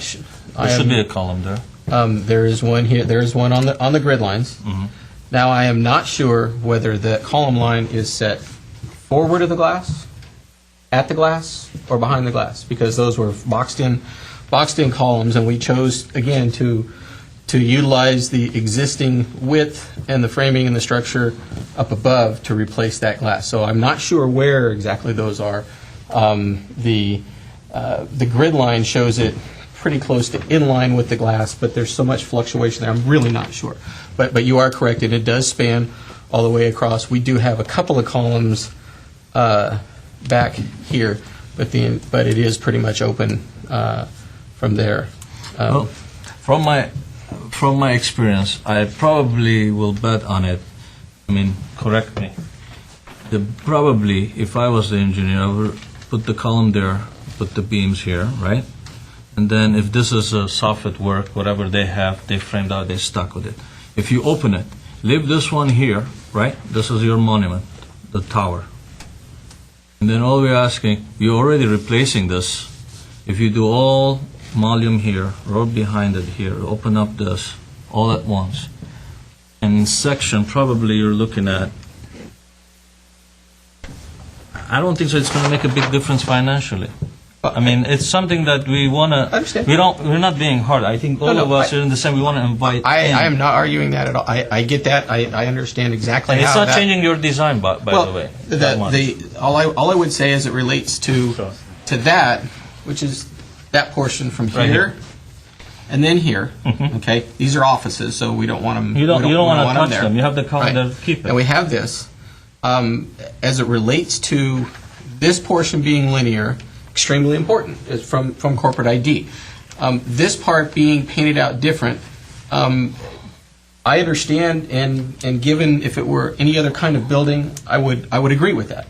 However, I'm sort of bound by corporate standards in that you have specific color palette you can use as it relates to, because we're talking about not only the backdrop to the cars, but the backdrop to the building. And in essence, the signing here, the signing of which will come again, the sign and the icon is dictated by, that width of that tower is dictated by proportionally the height, and that's why we're lower than it was before, and it wasn't taller and wider, and it has to be by corporate standards to the left side of the door. That's fine. That left me, so I get with you, I'm just giving you my parameters of what I would have to work with, and I can't make that decision if you, because it does impact Okay. cost. But from a design standpoint, I think that's extremely, we're already, if you look at what, and we don't have this, but we already are taking, we have this part here that we had to squeeze that tower in, and we're kind of tight. But I understand what you're saying, and that does open, and I won't argue Continuation. that additional glass at that point makes it, certainly more visible. Let me ask a question. If we can, staying within the same color palette, can you, for example, make that center to be the color of the mullion? No, there is the color palette is what you have on your. No, I mean the color of the mullion is part of the colors that you can use, right? We can use the metal panel. We can't paint the building to be. Building colors are if it's a concrete block. The preferred ground up building is a colored concrete block, split face with texture to it. So in times where we can't use that rough material, that texture, we paint and use that in that similar color to match up, because the blocks aren't painted. They're an integral color block. They're a little varied and but to get as close as we can where we have stucco, we paint. So there's really, the color palette is one color. It's the gray, or it's the alucobond, and it's the glass. It's a pretty simple color palette, but it's intended to be a backdrop to vehicles. Now, if it were all glass, if we were doing this, and I will say in all honesty, if we were doing this ground up and we didn't have the problems we have with an existing building, it wouldn't be butt glazed, but it would be all glass, of which we've done in the past. Well, forget about that. Can you leave this one? Don't change this. Right. Can you at least do continuation, like here? You see this portion, and then Right. you Let's see just this. hold up to questions. Just have a. If you Like have a this portion. you don't make need a to point. discuss that one. You don't need to discuss that one. Just if you have a question for him. You don't need to discuss. Is it possible you convince him to make a con? That's what we're asking. Not much. It's not. You don't have to ask him. It's not a question asked. Thank you very much. Thank you. I think you understand what Yeah. I'd rather. Thank you. Thank you. I had one more question. One more question. Just make it a statement, don't a question. Okay. Well, I sort of think I heard a part of the answer to the question that I asked, like now I'm on my third time, that as he was walking away, our architect said that if it was a ground-up thing, there would be this open expanse of glass that we're advocating. But the reason, and I said, because I found it strange that there would be a corporate reason that, but the corporate reason is expense. It's not a design issue, it's an expense. So I think I now have that clear in my head. But what I don't have clear in my head is do we have a majority on this board of 4 of us present that want that open expanse of glass? I think you need to make a motion and see what happens. Okay. The only way to know for sure. Is there a motion? Somebody please make a motion. What time's the game? Make your motion. Make your motions. You are checking, okay. I want to approve. I would like to approve it, but I wanted some kind of. I make the motion for the glass. I can't think you make might. Why not? Okay, I'll make the motion with continuous window glass at the first level where the showroom is. And the second one. You want to add the contract? I'm compromising. I mean, it's. I think you need to be continuous. Yeah. Make the motion. Hold on a second. And was that a consideration or a condition? I think we should stick to consideration. I think we should stick to Conditions. I will condition it.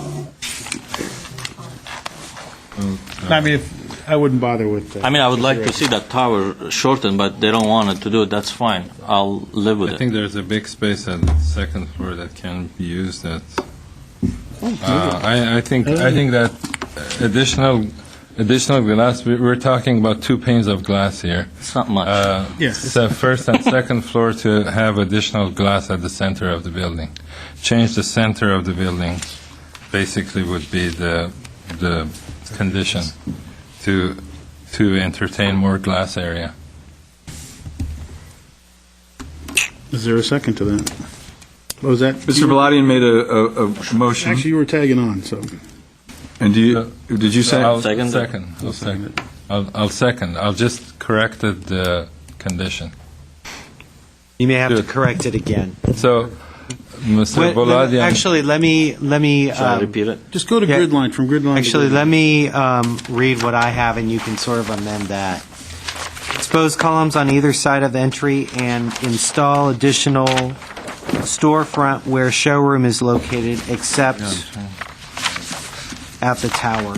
We're going to give you a grid line. What- Hold on a second. Between grid line 2 and 5, to be continuous, Yeah. Okay, to be continuous glazing. and install Volume or- additional storefront between Grid 5 and 2. grid 5 and 2. Would that include, at grid line 5 and at grid line 2, what is currently shown is additional wall on grid line 2. The showroom is not there. It's looks like that's an extension of the office. And on grid line 5, it is the showroom, but the treatment is similar to grid line 2, where there shows a bit of solid wall. Are you suggesting that it would be maintained as shown? I think you need to maintain the pilaster at 2 and 5. Thank you. Architectural. Okay. Yeah.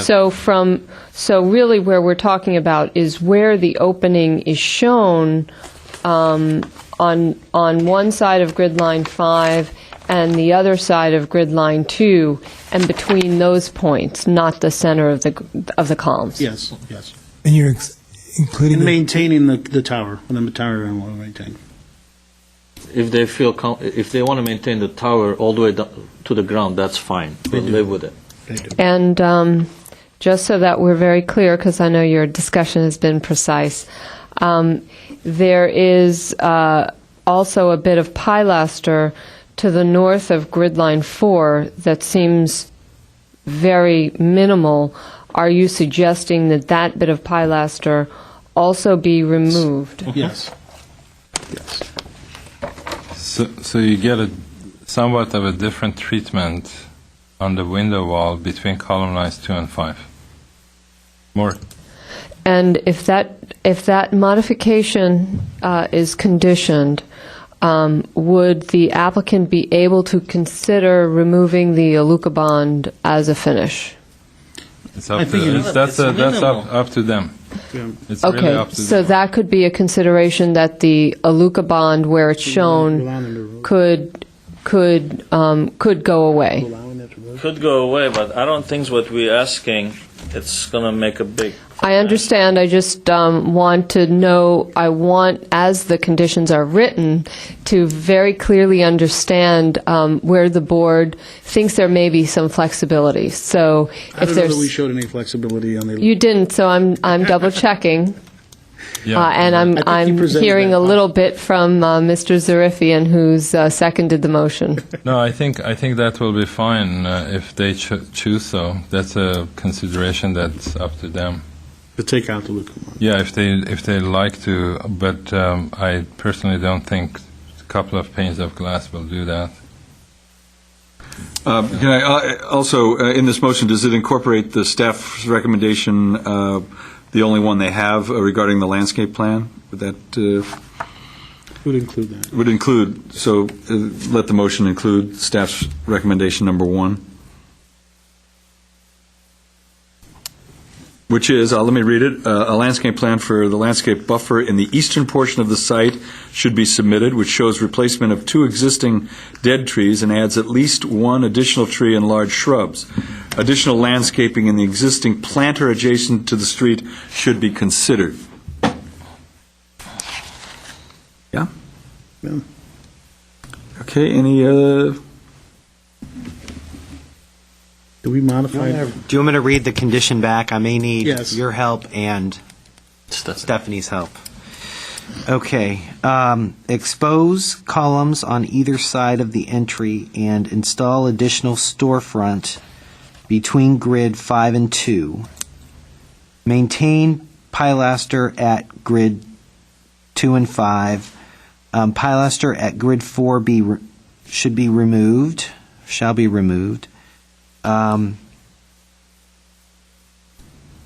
Also, the height of the mullion, make sure that the head, it's continuous all the way.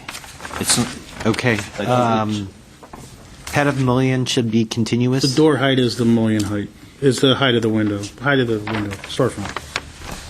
The door height is the height of the storefront. Door height shall be the height of the storefront. perfect rectangle.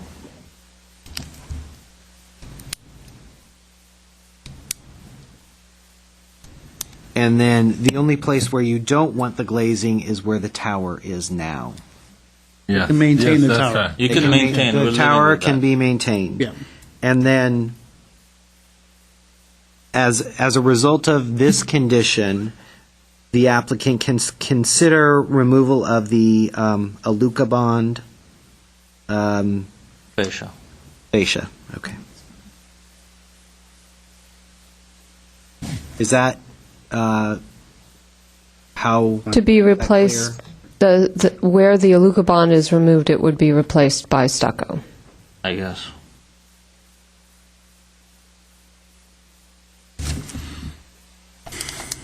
Are we good with that? There's a second? Okay, actually, you need to acknowledge the environmental first before you do anything with the They project. want to make a motion for that? Are we approving it? What are we doing? You're acknowledging it. It's already been been Okay. approved by the zoning administrator. Does somebody make a motion to? Motion to approve the. No, we're only or- acknowledging it. No, you have to. I need to acknowledge the, The motion to acknowledge, or? Yeah. yeah. I would move acknowledgement of a rather substantial and in-depth environmental. That's what I was doing. If you were saying approve, it's supposed to be acknowledge. I don't know why. No, I said Is there a second? I second. A motion was made to acknowledge the environmental. Mr. Carter? Mr. Carter? Yes. Mr. Baladian? Yes. Mr. Zarifian? Yes. Mr. Garagos? Yes. Okay, and now is there a motion for the project? Or there is a motion There for is the a motion. project? Already opened it. Actually, there already is, and there was, Mr. Zarifian seconded it? Second, yeah. Okay. Motion was made to approve the project with conditions. Roll call, Mr. Baladian? Yes. Mr. Zarifian? Yes. Mr. Carter? Yes. Mr. Garagos? Yes. Motion carries 4-0. Thank you. Okay, minutes, did we, Actually, once we're in the back, we had hoped to get the minutes to you. We did not, so we will postpone that for the next meeting. Okay. And I wasn't here at the beginning of the meeting. Did we go over with you the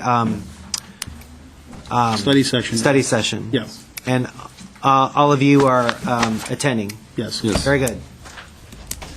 No other staff or board discussion items?